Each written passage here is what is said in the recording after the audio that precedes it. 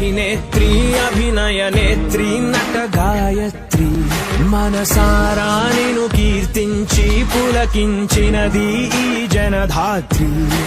నిండుగా ఉందిలే దుర్గ దీవెనం ఉందిలే జన్మకో దైవ కారణం నువ్వుగా వెలిగే ప్రతిభాగుణం ఆ నటరాజుకు స్త్రీ రూపం